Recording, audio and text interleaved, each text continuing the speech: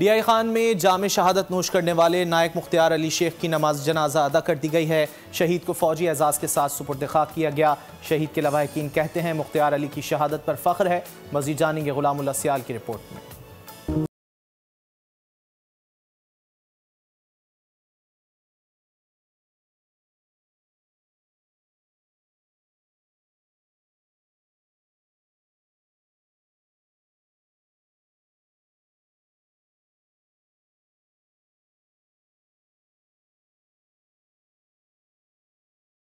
पाकिस्तान हमारे जवान। DI खान में जाम शहादत नोश करने वाले नायक मुख्तियार अली शेख की नमाज जनाजा अदा फौजी एजाज के साथ आबाई कब्रिस्तान में सुपुर्द खाक किया गया।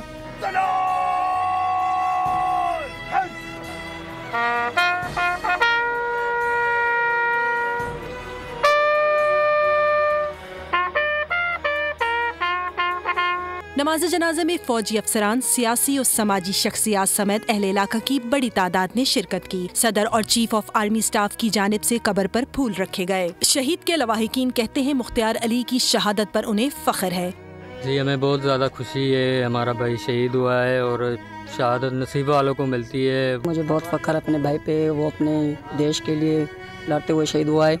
अल्लाह ताला उसको जन्नतुल फिरदौस में अल्लाह मकाम अता फरमाए। शहीद नायक मुख्तियार अली ने 2006 में पाकिस्तान आर्मी में शमूलियत इख्तियार की थी। उनके सोगवरान में बेवा, 2 बेटे और 2 बेटियां हैं।